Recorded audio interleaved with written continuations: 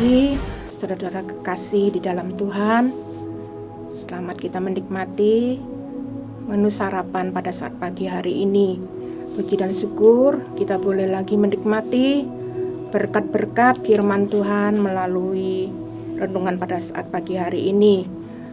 Pagi hari ini saya mengambil satu tema, menjaga hatimu. Itu tema saya pada saat pagi hari ini. Puji syukur kepada Tuhan. Saya akan bacakan ayat firman Tuhannya. Saya ambil dari Amsal pasal 4 ayatnya ke-23. Jagalah hatimu dengan segala kewaspadaan, karena dari situlah terpancar kehidupan. Dalam ejaan yang lama dikatakan terpancarlah segala mata air hidup. Ya, kalau kita lihat kalau bisa disebut mata air berarti memberikan kesegaran dan kesejukan bagi orang lain. Ya, mengapa firman Tuhan berkata demikian? Hati adalah pusat kehidupan. Kita mungkin pernah mendengar pepatah ya, saudara kasih dalam Tuhan. Dalamnya laut dapat diduga, dalamnya hati siapa yang tahu. Begitu juga dalam kehidupan kita, tiada satupun manusia yang dapat mengerti hati seseorang. Mungkin orang ini hanya bisa menebak-nebak ya.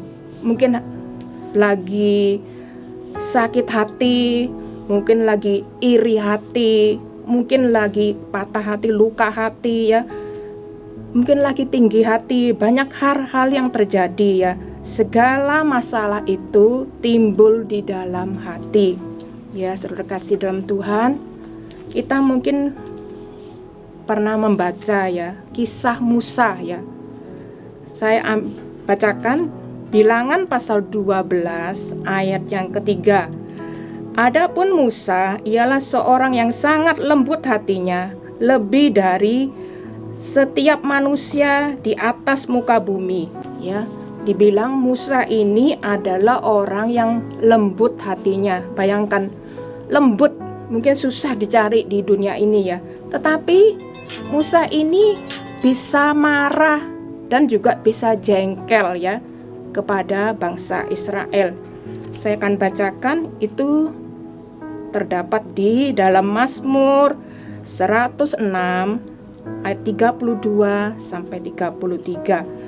Mereka menggusarkan dia dekat mata air Merimba, sehingga Musa kena celaka, sebab mereka memahitkan hatinya, sehingga ia teledor dengan kata-katanya. Saya ulangi sekali lagi, di dalam Mazmur 106 ayatnya 32 sampai 33. Mereka menggusarkan dia dekat air Merimba, sehingga Musa kena celaka, sebab mereka memahitkan hatinya, sehingga ia teledor dengan kata-katanya. Ini Nabi Musa ya, saudara kekasih dalam Tuhan. Itu juga tercatat di dalam Bilangan 20 ayat 1 sampai 13. Pada saat itu bangsa Israel sedang bertengkar dengan Musa ya, karena kekurangan air di Merimba. Sehingga Musa menjadi marah. Dikatakan dalam ayat ini, Musa memahitkan hatinya ya. Orang-orang ini membuat pahit hatinya Musa ya, sehingga Musa itu teledor marah ya. Sehingga pada saat itu Allah tidak berkenan lagi Musa memasuki suatu negeri yang sudah dijanjikan kepada bangsa Israel ya. Tuhan kekasih dalam Tuhan, sebagai anak Tuhan, kita harus waspada dengan kehidupan kita, dengan perkataan kita, karena kita ini adalah anak-anak Tuhan. Sebagai suratan yang terbuka, orang lain bisa melihat tingkah laku kita, perkataan kita ya. Saya akan bacakan juga di dalam Yeremia 17 ayat yang ke-10. Aku Tuhan yang menyelidiki hati, yang menguji batin, untuk memberi balasan kepada setiap orang setimpal dengan tingkah langkahnya, setimpal dengan hasil perbuatannya. dari apa yang kita lakukan dalam hidup kita, hati kita, semua itu Tuhan tahu, diuji batin kita, dikatakan menyelidiki hati kita. Dari kita benar-benar menjaga hati kita ya, agar hidup kita ini dapat memancar seperti tadi, memancar segala mata air hidup ya. Saya akan bacakan juga di dalam Yosua pasal 1 ayat yang ke-7. Hanya kuatkan dan teguhkanlah hatimu, dengan sungguh-sungguh bertindaklah hati-hati sesuai dengan seluruh hukum yang telah diperintahkannya kepadamu oleh hamba-Ku Musa. Janganlah menyimpang ke kanan atau ke kiri, supaya engkau beruntung kemanapun engkau pergi. Ya, firman Tuhan ini, satu hal yang saya garis bawakan itu, teguhkanlah hatimu, dengan sungguh-sungguh bertindaklah hati-hati. Itu yang saya gariskan. Bertindaklah hati-hati. Sebagai anak-anak Tuhan diperingatkan dalam firman Tuhan ini dari bertindak hati-hati. Bagaimana kita sebagai anak-anak Tuhan itu sebagai cermin ya, orang lain bisa melihat dari kehidupan kita. Saya akan bacakan juga di dalam Mazmur 119 ayat 10 sampai 11. Dengan segenap hatiku aku mencari Engkau. Jangan biarkan aku menyimpang dari perintah-perintah-Mu. Dalam hatiku aku menyimpan janji-Mu, supaya aku jangan berdosa terhadap Engkau. Ya, ini firman Tuhan, sesuatu yang indah ya.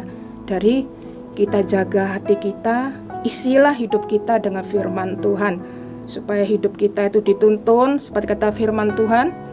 Jangan sampai kita itu berjalan ke kanan ke kiri menurut kehidupan kita, menurut hati kita, menyimpang katanya ke kanan dan ke kiri. Tapi kita tetap memegang janji Tuhan, menyimpan firman Tuhan itu akan menuntun kita. Perintah-perintah Tuhan itu ada di dalam hati kita, akan menuntun langkah-langkah kita lebih berkenan kepada Tuhan, menjadi berkat bagi orang lain. Kalau saya umpamakan, kita memiliki sebuah rumah, tentunya itu ada jendela, ada pintu. Kalau pada pagi hari kita membuka udaranya, jendela supaya dingin, juga pintu pun tidak sembarangan kita buka, karena takutnya orang-orang yang tidak kenal bisa masuk ke rumah kita. Jadi kita lebih waspada, dan kita mungkin juga harus lebih berhati-hati mengunci rumah kita, supaya tidak sembarang orang atau maling atau apa orang-orang yang tidak semestinya masuk ke rumah kita. Jadi kita memang menjaganya dengan baik. Dan juga seperti kesehatan tubuh kita, mungkin kita sering setiap hari menjaga asupan makan kita. Umpamanya kita punya darah tinggi, mungkin juga kita punya jantung, mungkin juga kita punya kolesterol. Ya, dari kita menjaga makanan-makanan itu supaya kita menjadi sehat. Begitu juga dalam kerohanian kita, kita tetap menjaga kerohanian kita supaya dapat bertumbuh dan sehat. Kita simpan perintah-perintah Tuhan itu di dalam hati kita, dan kita juga melakukannya, bukan hanya menyimpan, tapi benar-benar kita menjadi anak-anak Tuhan yang melakukannya, menjaga hati kita semakin hari semakin berkenan kepada Tuhan. Saya akan bacakan ayatnya lagi, satu lagi di dalam Ibrani pasal 10 ayat 22. Karena itu marilah kita menghadap Allah dengan hati yang tulus, ikhlas, dan keyakinan iman yang teguh, oleh karena hati kita telah dibersihkan dari hati nurani yang jahat, dan tubuh kita telah dibasuh dengan air yang murni. Ya, puji Tuhan. Terima kasih Tuhan Yesus. Kiranya memberkati kita pagi hari ini. Berkat firman Tuhan boleh membawa kita semakin setia kepada Tuhan, iman kita semakin teguh, kita tetap memelihara hati kita, menjaga hati kita, semakin hari semakin indah di hadapan Tuhan. Kiranya firman Tuhan sampai di sini boleh menjadi berkat bagi kita